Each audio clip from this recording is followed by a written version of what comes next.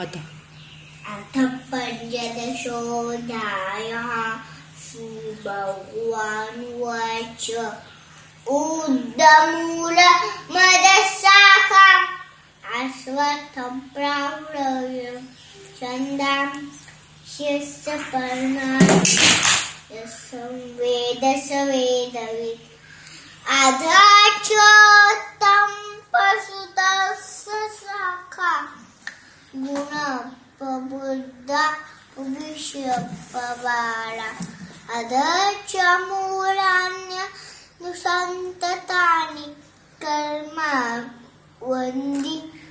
मनुष्यलोके न रूपमस्य हतथोपलभ्यते नान्तो न चादि न च सम्पतिस्था अश्वत्थमेन शुलिलूवमूलं मशङ्गशस्त्रेण दुदुनुचित्वा असङ्गशस्त्रेण दुदुनुचित्वा तत्पबं तत्परिमार्जितव्यं यस्मिन् दत्तावनिति भूयः तमेव चाद्य पुरुषं पपद्ये यत् प्रवृत्ति पशुता पुराणि निर्माणमोहा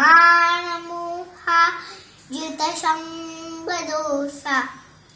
अद्धामनित्या विनिमुक्तकामा तन्वैर्विमुक्ता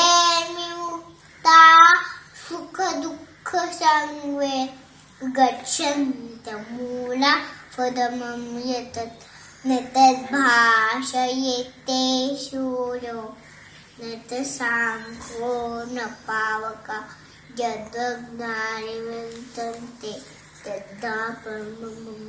ॐ तत्सदिति श्रीमद्भगवद्गीतासु उपनिषत्सु ब्रह्मविद्यायां योगशास्त्रे श्रीकृष्णार्जुनसंवादे पुरुषोत्तम योगे पुरुषं पंचोदशाध्यायः।